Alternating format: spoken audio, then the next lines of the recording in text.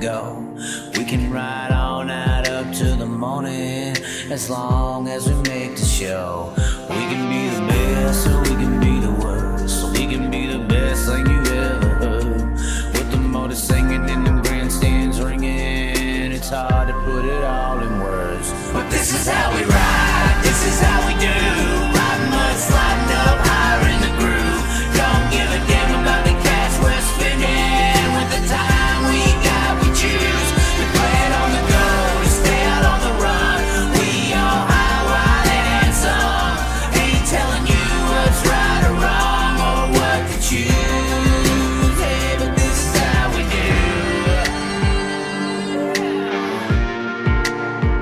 This is how we do. Well, hell no, ladies and gentlemen. Bam, look at that. The gold hat is on, the Barbagallo Australian Mr. Sprint Car National shirt still looks fresh, even though he woke up in a vehicle this morning.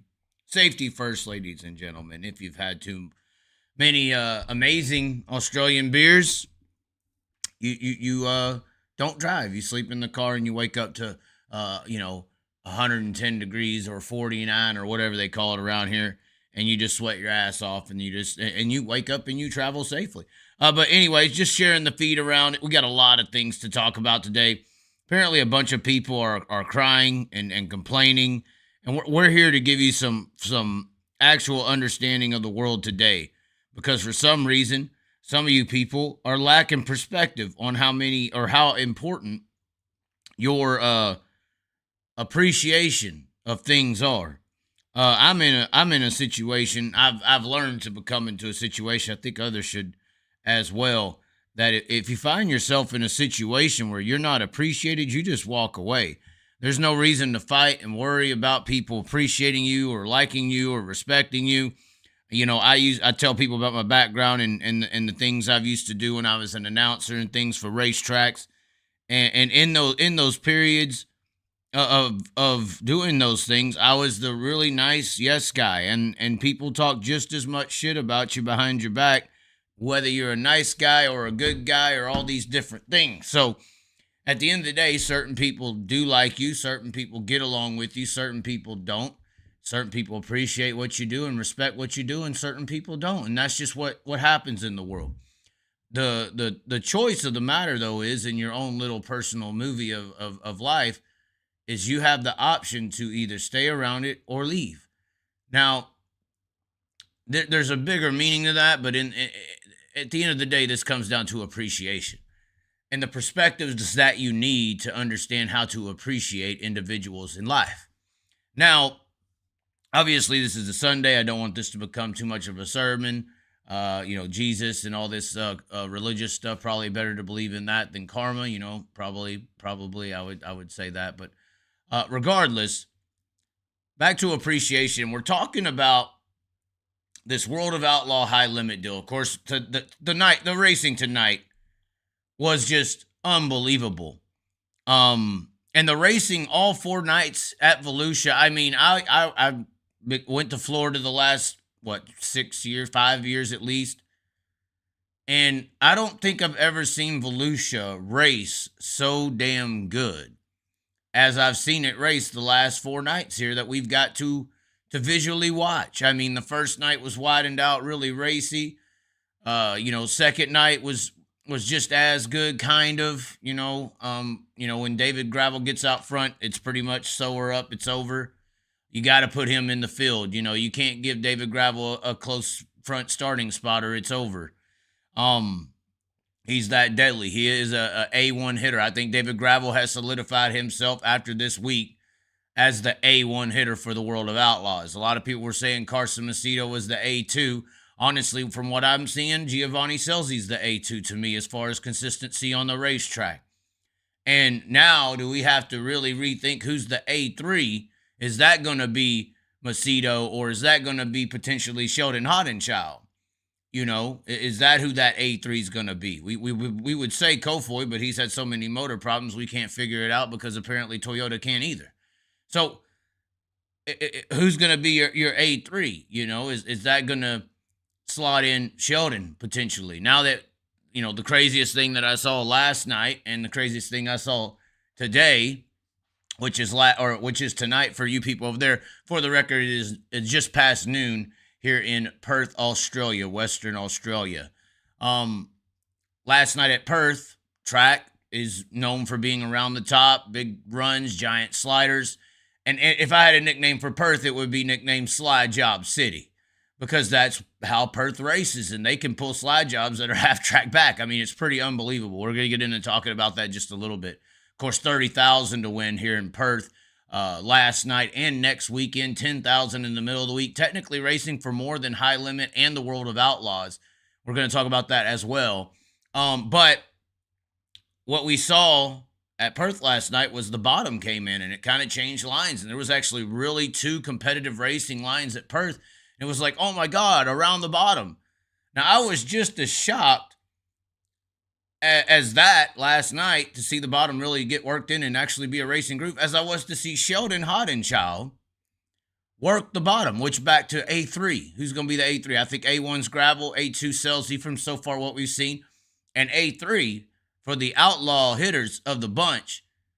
It looks to be potentially Sheldon, because if Sheldon Hodenschild can run the bottom, like we saw him run tonight, just stick it and go, it's going to be hard to beat Sheldon. And there was a lot of stiff competition there. I mean, Macri was running extremely well. Brad Sweet was up in there. I mean, Selzy was there. Sheldon was there. There was a lot of competition that was going back and forth in that race. But Sheldon blasted the bottom and then made some good moves in traffic around the top, because we know if Sheldon goes to the top, he's better than 99% of the race car drivers in the world at blasting the cushion. So if Sheldon Hodenschild out of nowhere has slowly developed a bottom groove, skill set on the bottom, that's going to be a very threatening vehicle for everyone in sprint car racing. If Sheldon starts to learn that inside line and can stick it, not like miss it like practice night and fly up the track into Riley Goodnow, but actually go to the bottom and stick it. I know it's a little joke, but if Sheldon can do that, and along with his skill sets of blasting the cushions of these racetracks, that's going to be very hard to stop. It was a very interesting thing. Now, obviously, I want to address more so this high limit versus outlaw situation, because it seems like from some of the comments that I've been seeing, people are hating on one side or the other. High limits social media pages apparently have been going after the World of Outlaws with jokes and all this stuff. And the Outlaws haven't been engaging. The Outlaws have tried to, instead of, they've been trying to play that Obama hand, when they go low, we go high. They're playing the Obama card here. When they go low, we go high. Apparently there was something that happened with Misha. I don't know. I'm not going to comment on that. There's some details. I don't know if y'all know who that is. Misha is basically one of the best people in motorsports. I heard there was some misuse of language towards her. And if that's true, we got a big problem with high limit. But at the end of the day, High Limit's trying to play this us versus outlaw role, and Outlaw is trying to, visually, overall looking how it seems, Outlaws are not engaging with that battle that's happening there. Although, I will say this, and maybe people, I feel like when I was on the show the other day and I was like, High Limits got you, is the Outlaws going to win a race? And I'm building up this rivalry. I'm talking about it. And people would be like, oh, well, Chaz, you're making something out of nothing. It's not a rivalry. And well, you got High Limit pushing it, even though the Outlaws are ignoring it. Here's the simple fact of the matter is, guys, this is an American-based sport. Let's say that. I'm in Australia, but it's an American-based sport. Us as humans, whatever you want to toss to the side as, and not believe it. I've been trying to tell you this with the motorsports marketing in America, as far as how society loves Batman, okay? We don't go to the movies to watch Robin, the sidekick. We don't like number twos. The Super Bowl is tomorrow for y'all, tomorrow night. The Super Bowl for me is tomorrow morning at 7:30 a.m. But we're not going to just have a game and both of the teams be the champions. There's going to be one. And even though this isn't a champion of two series and it's a battle or whatever, people still celebrate the better of the two. And this is a battle to guys. There's 2 rosters now. It's been built up. It's publicized. It's out there. High Limits throwing the long balls and the darts and all the stuff to, in a way, let's just say what it is, leech off of the World of Outlaws in their branding. That's what that is. That's what they're doing. They're attempting to leech off of at least the social way. When you're trying to engage into these things, people accuse me of doing it, even though it wasn't, because Kyle Larson came after me. They used to say I leached off Larson and his name by going after him after he came onto my stuff, after I didn't talk about him at all and attacked me and my page, and I re-engaged. That was after reaching millions of views in less than 2 months. Regardless, I'm just saying this type of tactic could be viewed and is viewed, and I would actually say it. I would feel guilty when people would say it to me because I'm like, fuck, am I doing that? It's leeching off of the World of Outlaw brand. They're trying to engage with this bigger brand so that they can be this other side that's going to get the access and get the branding and get the name, get the recognition off of this battle that's happening. That is what it is. No disrespect. That's just what it is. The World of Outlaws are sitting there saying, I don't have to engage because I'm already established. See what I'm saying? It's like the established world champion is just running shit, and some little up-and-coming new guy starts talking shit to him, trying to engage to build off of his brand to build his own. So in a way, this is how the fight game works. We have a fight, and like I said, people love Batman, okay? You're not going to ever get away from that. And whether the World of Outlaws want to engage in it, this engagement is real now. People are going to be taking account to who's beating who when y'all have these match races. And here's the unfortunate part, like I was saying the other day. High Limit, back to the leeching off of the branding to build your own. High Limit, their drivers have the opportunities to come to all your events and go up against you as many times as they want to solidify their dominance and performance on the racetrack. With how the Outlaws have it with their 4 races and all that, the Outlaw drivers aren't able to do that as much. Now, the reason this is, more so than any, is because the High Limit schedule, even though it's a freedom schedule and less racing and all that, the off weekends for the High Limit Racing Series is during the Huset's High Banks Nationals. It's during Kings Royal Weekend. It's during the Knoxville Nationals. It's during these events. So High Limit's off when the big World of Outlaw or marquee events in general are just happening. They're just sanctioned by the World of Outlaw Sprint Car Series. So in a way, you could also, playing devil's advocate, the Outlaws don't need 4 races to go up against them because their schedule isn't molded around the marquee events or big events for High Limit Racing. High Limit Racing has molded their schedule around the big events for the World of Outlaw Sprint Car Series. So once again, back to who has the established brand, this is more so solidifying what I'm talking about just based on the scheduling and how it's laid out. Unfortunately, though, for the World of Outlaws, High Limit has a really badass roster. Really badass roster.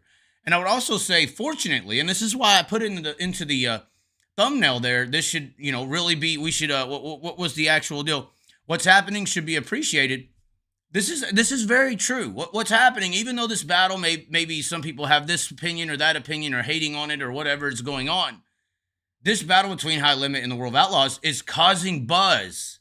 Once again, it's almost very similar to like, I don't know who remembers in 2019, the Chaz and Justin Sanders versus the World of Outlaws and Larson, and it was all this big engagement rivalry online, and people were very in tune to see what was happening that week. ESPN and all these other analytical shows, they do that. They build the drama outside from the fan perspective for the on-track action, and there's like more than just, cars going in circles or football players playing football. There's an element to a storyline and dramatical angle to the event itself, which actually sells and makes money. I don't know who paid attention tonight, but the World of Outlaws Volusia event, it was the record crowd. It was a record crowd for the World of Outlaws. And I'll tell you what, a lot of credit, I would say, a lot of the buzz and credit to sell those tickets, to have that happen, is around this whole High Limit World of Outlaws thing that has dominated the racing headlines of the offseason. What other series, I'm just going to say it right, what other series has headlines as much as we've had over the last 2 or 3 months than sprint car racing? Not just dirt racing, then sprint car racing. It destroyed the late model headlines. I mean, who cared, right? Who cared that Ricky Thornton Jr. got screwed over? Because right after all that happened, it was all this High Limit World of Outlaws signing this and who's signing where and who's going to do what. Schedules, this, that, and the other. Sprint car racing due to this high limit versus World of Outlaw situation, just dominated the media marketing domain of motorsports in the world. I can't think off the top of my head. I mean, and I follow a bunch of different things. There wasn't as many headlines or as many publications or as many news stories and this, that, and the other than high limit versus the World of Outlaws. There's a little bit of Perth there with Brad Sweet and Callum, which that's going to be a storyline heading into this next year too. Because obviously Perth is doing some amazing things, and they got one of their heavy hitters going to PA, and heck, right off the bat, he's going to be racing World Outlaws and High Limit, New York and Williams Grove and stuff. So I'm just saying, all of the things that's happened, but within this High Limit versus World Outlaw thing, and I know the egos of the American people and leaders are, they're so, get off my porch style, that they can't appreciate what's actually happening here. Like, I really wish there was some kind of mind to it, like The Rock with with wrestling, how they understand how these drama sides build and actually sell tickets. Because I really do think that this high limit World Outlaw headline situation and this battle that's happening, whether you like it or not, it's happening in the public domain, the fan domain, or watching this. This is what they are thinking. That's why high limit's going the route they're going. They're not just ignoring it and saying we're better than everyone. I mean, if you want to play the big bad guy, that's fine. That we all need a side. It's very entertaining to watch y'all ignore them. It's a great show. I mean, maybe they are in together on this because it's beautiful.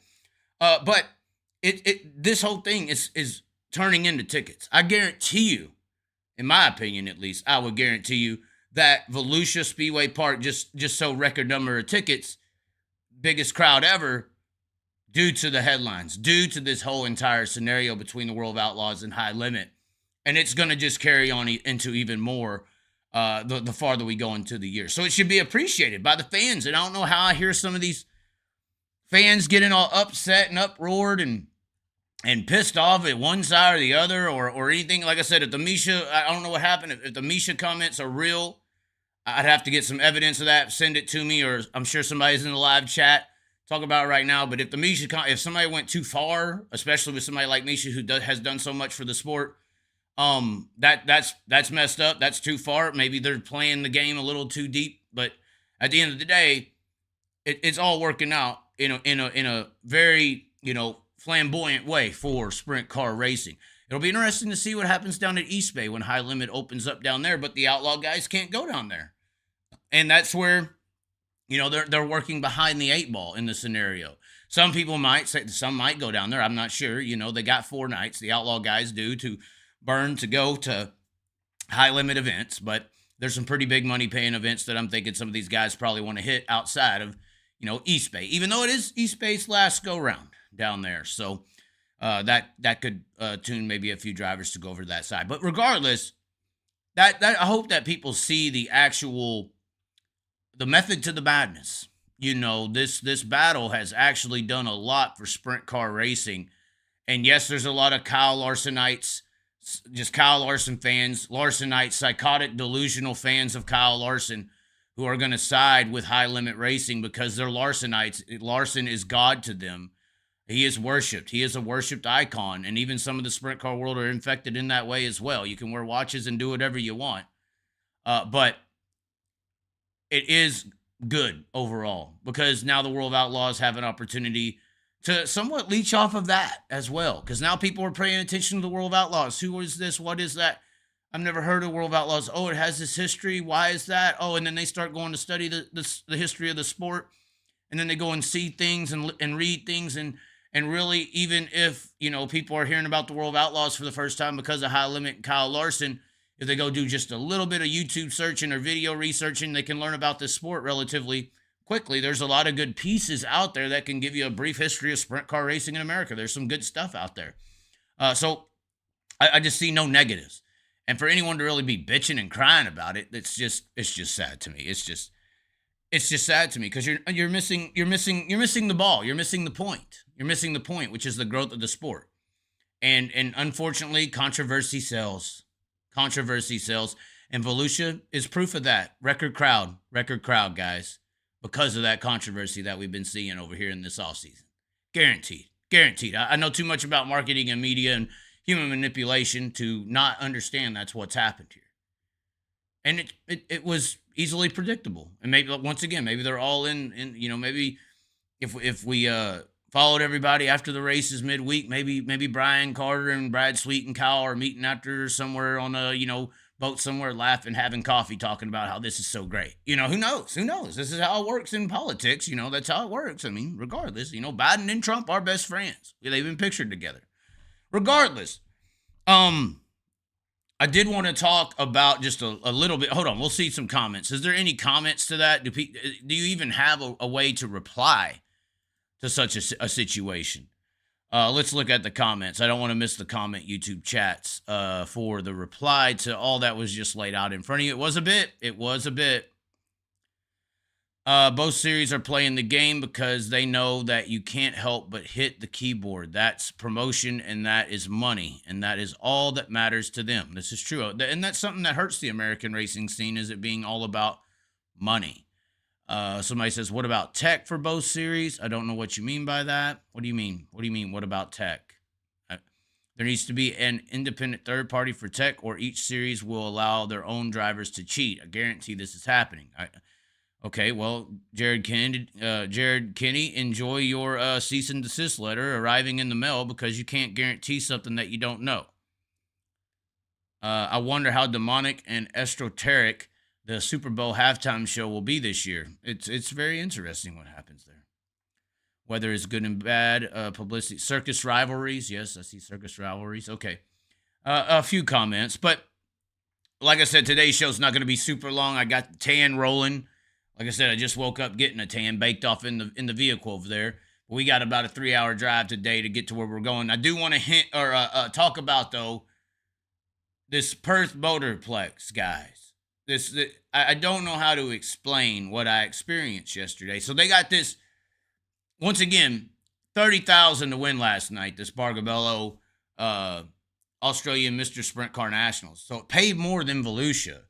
They're going to have a 10,000 to win Wednesday, and then a 30,000 to win next Saturday. Last night was 410 Sprint Cars and Midgets / Speed Cars, which I think Speed Cars is a better label for midget racing. Why not call it Speed Cars? Just because USAC has a monopoly on the whole... No, never mind. I'm lying. That's a joke. Why are we not calling them Speed Cars? I'm sure Rico would be less offended when we reference the class. But regardless, the track last night in the Sprint Cars was awesome, and obviously here in a few weeks... not only are they having a 10K to win after last night's 30, the next weekend, 30,000. Then in a few more weeks, March 8th and 9th, they're going to have the Australian Midget title. You got Jade Avedizian coming out, which I hope she proves me wrong. I still don't believe in full-time midget racers. I just don't believe them. Look at the Chili Bowl. Where did she go? I'm tired of the hype train that people seem to be buying, or hype train. It just seems once you rent that car for that amount of money, all of a sudden the media says the best things all about you that they can and manipulate the masses. But I would like to say that the midget racing I saw at Perth last night was unbelievable. I couldn't believe it. I was debating on should I be here for the speed car midget title, at Perth. I mean, I want to stay. There's some guys who are really good. The midget racing scene over here is not all rent-a-car kiddie class like it is in the States. So there's some respectable drivers and people in the sport. And then I'm like, I don't know, man. This Perth's a pretty big track. 3/8, high banked up on the wall. It could get a little too fast and it wouldn't be as racy. And then they go out there last night, guys. And these midgets, speed cars, whatever you want to call them, they're throwing sliders from like 100 yards back. I guess they would say 100 meters back. Just freaking tossing and dicing, swarming around the facility. We got a video coming out. There'll be some highlights. Unbelievable. If you haven't seen it, go look up, the racing from last night, the Bargabello. But unbelievable racing. It was like watching Chili Bowl at, twice the speed. Like, it was insane to see the sliders that were able to be pulled, the runs that were able to be made. It was just unbelievable. And then you have a 30K sprint car race that is less than a tenth separating Lockley McHugh, who should have won it, I thought. He just picked the wrong line with 3 to go, running the top in 3 and 4. In my opinion, Lockley McHugh should have won it. He kind of got right-reared and shoved up the track by Goodyear at one point as well. But still an amazing sprint car race. And then you got a 10K and then another 30K coming in the next week. which is almost going to be double the winning prize money than the World of Outlaws and high limit events. I think, ain't that's $70,000 to win in the next week. I know tonight was $20K to win with the World of Outlaws. Obviously, that's USD, so AUS to USD is, I think, would be what, 23,000 that the 30K Australian dollars would equate to American. But then you still got the 10K midweek, back to like a 75, 6,500 race, but then another 30K, another $22,000 race. And I was just thinking, you know, if a place like Perth was doing what they were doing here in the States, like it would be recognized as like the mecca of motorsports in America. Like if you plot Perth Motorplex with all the racing that they're doing, the rallycross, the drag racing, the facility, they do a fireworks show every 3 events. Or at least that's what I was told about. Every 3 meetings, they do a full-blown firework display. And this ain't no freaking rinky-dinky fireworks display. This is full-blown automation, lights out. I mean, it is unreal. They do it every 3rd race. You know, and they're putting on 30Ks and 10Ks and 30, having the Outlaw guys coming over. I'm just saying, like, if you was putting the scenario into America in any location of the country, it would be considered the greatest racing facility potentially in the world, because at that point it's located in America, and everything in America all of a sudden gets like 10 or 20 bonus points as far as being better than everyone else. You know, they got Bunbury down the road here, and I went to it the other week, and it's like the facility's 90% better than most United States tracks, but you're comparing Bunbury, for the people around here, they think Bunbury's not a great facility, but you're comparing a really good average looking girl of Bunbury to the hottest girl in the world, which is Perth. This is the hottest racetrack I've ever seen in the world. I mean, curves in all the right places, literally. The midgets showed that off. The speed cars showed that off. I mean, and the sprint cars. The racing action last night was just that amazing. And the events they're putting on, it is location. What are you going to do here? What is going to happen? Sprint car racing going into a year-long deal, maybe potentially, with potentially high limits coming out here or something like that. I know I talked to a few people that they tried to work extremely close with Dirt Vision and World of Outlaws to try to get that to happen, but they felt potentially slighted. I don't know how factual that is, but that's what I felt like. So they're potentially going to go with the more so a high limit option, because everybody seems to be more open hand. Brad Sweet seems to be more shake a hand and love you in your eye type guy. But what's going to happen? How big can Perth get? Because what they're doing is big time shit over here. But regardless, just had to give a little bit of a comment on how amazing things are being ran, the races that are being put on, fireworks shows every 3 weeks, the pit walking areas, the staging lanes, the rally crosses. It's just the next level. It's a dream scenario. And I think what maybe Perth, and I was talking to some of the bigger up people in the scenario, and what I'm doing here, I'm not sitting here telling you that Bunbury's 90% better than every other track, and that Perth Motorplex is the mecca, the Taj Mahal of motorsports, to try to make you feel bad about your facility or your situation. I'm trying to influence you to potentially try to match what they're doing for this class or for this form of motorsport to up its ante. Everybody has to up their ante. Do you have to go through government subsidies potentially to get some kind of assistance to build your facility into a Perth situation? Obviously, it's a government-built facility. Potentially so. So, I mean, look into those avenues. Look into those routes. Look what Port Royal's done to their facility over the last 2 decades. People used to joke and laugh at Port Royal about the facility. Track was always great, but facility was this, that, always a junker comment. They're one of the best facilities in North America now. You know, and then you have to have a good racing surface. You know, Houston's is one of the best facilities, but the racing is, do you really want that to be showcased to the world? You know, if you don't have great racing, even though you have a great facility, I mean, we can all go watch NASCAR every day of the week. The big difference between our sport and NASCAR is that we put on a damn good show. The visual entertainment needs to be like Volusia, needs to be like Perth last night, needs to be how we see the amazing races at Port Royal and some of these other facilities. So I don't think me sitting here or anybody, beating their chest at how badass Perth Motorplex is should be viewed as a derogatory situation. This should be influential for you and what you could actually be doing, because we need more Perth Motorplexes across the world to really take this sport to the next level. We need more people to look at what Perth is doing and to emulate that and replicate that so that we could be, a little bigger and maybe potentially the biggest form of motorsport in the world. Sprint car racing and late model racing, which is actually pretty big over here in Perth too. We're gonna show off a little bit of that. I mean, there ain't nothing really better visually, and it's one of the few motorsports that is international. NASCAR tried to do a racetrack here in Australia. It failed because it failed the eye test. Dirt racing does not fail the eye test. It passes 90% of the time because it's just that badass it's the best form of visual entertainment that motorsports can provide, in my opinion. In my opinion.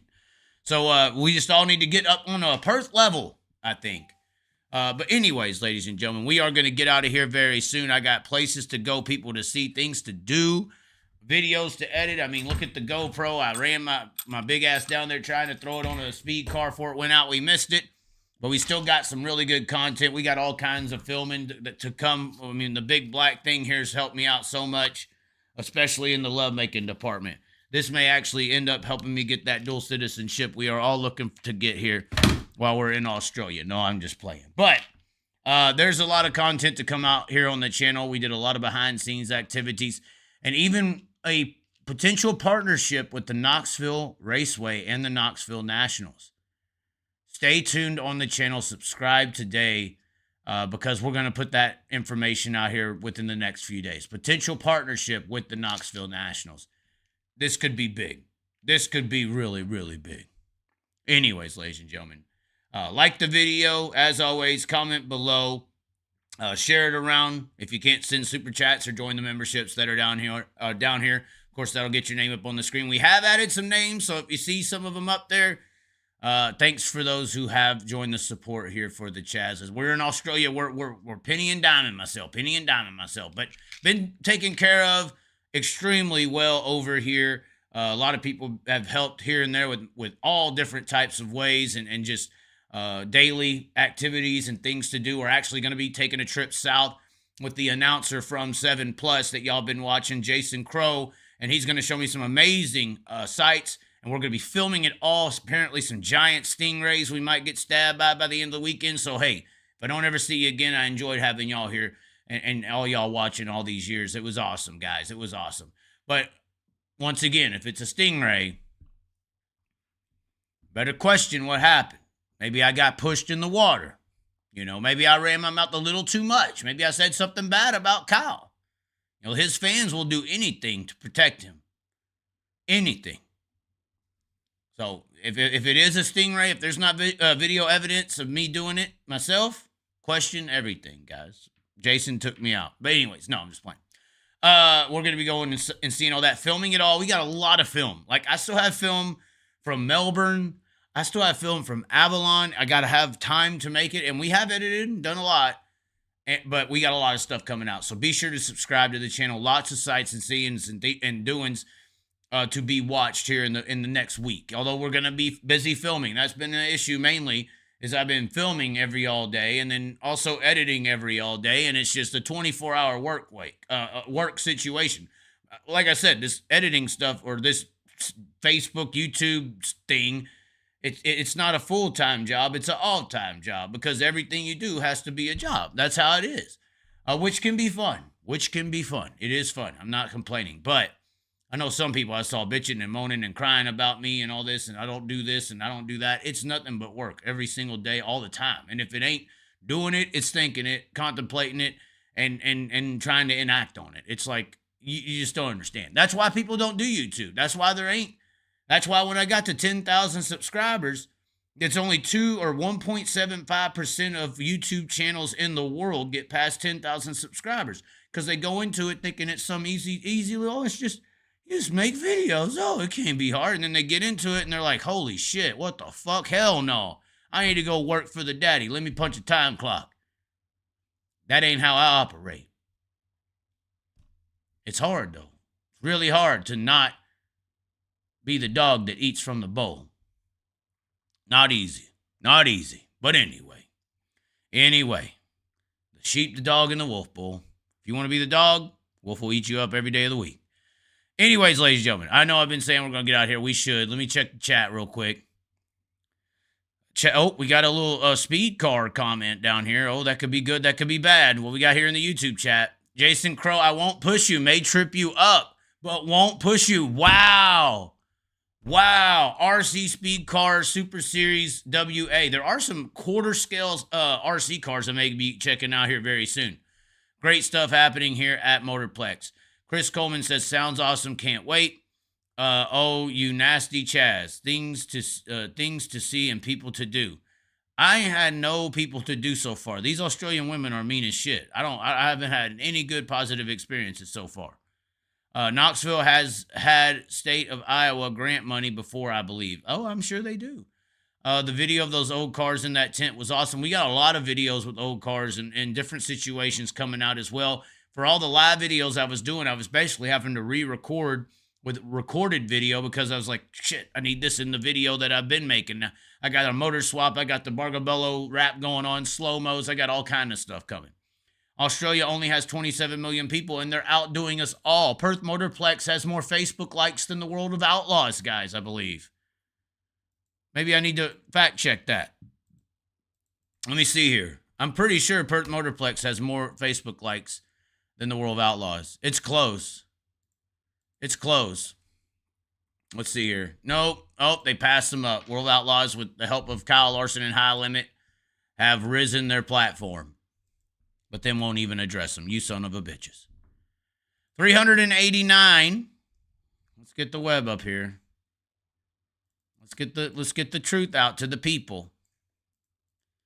World of Outlaws Facebook page, 357,000 likes, 389 followers. That means that, I believe that means that when you like it and then you unlike it, you're still following the page. So 389 people have liked the World of Outlaws, and then the Kyle Larson fans, after High Limit started, the 30K that's missing from the 357 to the 389, they unliked it, but they're still following it because obviously Kyle Larson fans are stupid and don't know how to do both. But Perth, 100. I spoke too soon. This is for the World of Outlaw fans. When Brad Sweet came over here in Rico, they all used to like Perth, and then they unfollowed, and then once again, it's still the dirt track people of America. They're all just in it to be drunk. Anyways, so 216K followers to 389 followers. That is the difference between the Perth Motorplex, a track in itself, and the World of Outlaws Sprint Car Series, the biggest sprint car series in the world. Now, the big difference here is the World of Outlaws Sprint Car Series is siphoning from the 350 million people of America and the 27 million people that of Australia that just like guzzle over World of Outlaws Sprint Car and American sprint car racing. So that's how impressive this is. That's what I'm trying to emphasize to you. This is just a one track working off 27 million. What is, hold on. Let's see here. 350 divided by 27. 12 times the population. 13 basically. Although 13 is a very unlucky number, as Tony Stewart. So if you was to logically speaking, if we're using numbers, you could technically take this number of 216 and times it by 13, because Perth is working with 13 times less the population than the World of Outlaws is. So that would put it at 2.8 million likes. If Perth was able, once again, if Perth was in the United States doing what Perth is doing in Australia, in the U.S., logistically, with that more exposed people and population, Perth Motorplex's Facebook page should be sitting around 2.8 to 3 million Facebook likes, which is not a lot. You know, that's not a lot. But that is what dirt racing needs to compete with the NBA and to compete with the NFL and all these other sports and Major League Baseball. If you go look up some of their numbers, let me see. I believe MLB isn't that much. Yeah, see, they're only sitting at, MLB's only sitting at 7.7, 9.9, or 9.6. So these are the, like, everybody's like, oh, well, you can't compete with, you know, the NFL. Well, there's a lot of other things, like Supercross, for example. Why can't dirt racing go and try and actually compete against Supercross? I mean, Perth, based on the numbers we just talked about, could logistically get to 3.6 million people if they were located, if a Perth-style situation was located in America. And that's what I'm saying. We need to influence all these other dirt tracks and facilities to kind of emulate what Perth does in presentation, with the pageantry, with the fireworks shows, with the events, with the money paying out weekly. I mean, basically for weekly racing, this is where we could get to these guys. We can rival Supercross. We may not get to NASCAR just yet. But we can at least aspire to get to some of these more lower tiered motorsport type of events. I don't know why it's impossible. The mentality is the one thing separating you, and that's a big gap. We're talking about going after NASCAR. It's a big gap between, Supercross and sprint car racing. The only advantage that Supercross has is their biggest drivers in the sport aren't over here crying because they didn't go to the asphalt motorcycle racing scene. They're not the best Supercross drivers aren't crying. Oh my God, I wanted to be a MotoGP driver since I was young. And it's not like a MotoGP driver from Supercross went over there and all the Supercross fans loved the Supercross driver in MotoGP more than the Supercross riders in Supercross. Like, that's what you are doing when you worship Larson in these people. You're worshiping a guy who just left to another sport. Like, it's unbelievable to me. But maybe he's coming back. Maybe he's coming back. Maybe the one thing, once again, method to the madness. Method to the madness. Maybe that's what's happening here. But anyways, back to the chat, because I'm sure there's a lot of people that want to comment on that. Oh, my God. Oh, my God. Here we go. Jim McGregor's here. I'm here running late. Chaz, I doing a great job for Speedway. Oh, my. Tech is always good on the high-level series like World of Outlaws and High Limit. Too much money on the line to allow people to cheat. My dad is a World of Outlaw official. Trust they would bust people. Okay. He's got the faith in the officials. I'm not going to question it. Too many old heads who don't like change, but it's the culture is slowly changing with the influx of young guns. And I would say the culture is changing just with normal people becoming involved with the sport. That's all we need to do. We just need to get normal people involved and make all these little big fish who actually think they're big find out how small they actually are. That's the truth. I would also say to that comment, the old heads in the culture, we did a little bit of a video behind the scenes at Perth, and, they got the video boards. Obviously, Callum Williamson going to be going over there racing at Lincoln, Williams Grove, Port Royal, Selinsgrove, and all these other tracks. And Lincoln's going to a video board system. And the Lincoln and the Amish people and the Mennonites over there, the fan base, the drunks of the Beer Hill gang, and Jim Chionis, the Greek god, they're over there losing their fucking mind because they ain't got a flagman anymore. And they were talking about safety. Everybody says safety of the flagman. The biggest danger to the flagman? I said it in the video when we put it out. The biggest danger to the flagman is you damn fans when your driver doesn't get the right call, and then y'all blame the flagman for all the decisions. That's the crazy part to me. Oh, we got an update for, looks like AFL and Rugby League. Somebody wants me to know. Oh, never mind. It's not working.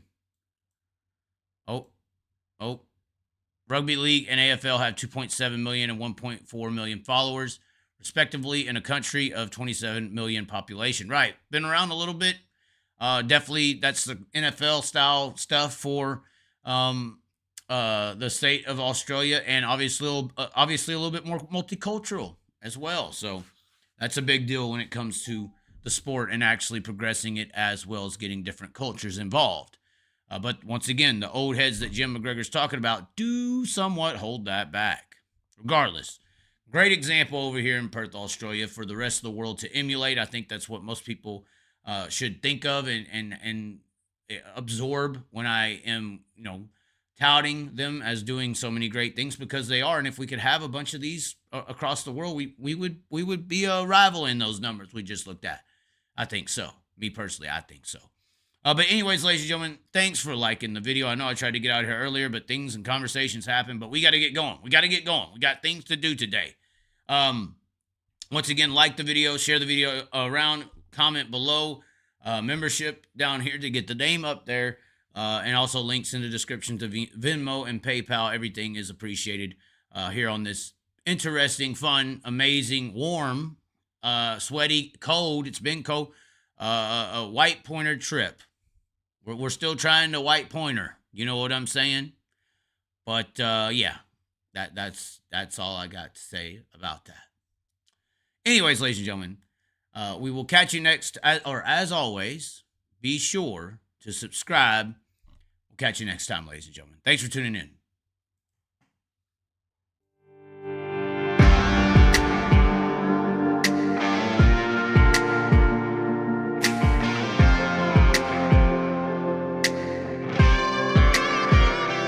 We can ride high, we can ride low. We can ride anywhere we need to go.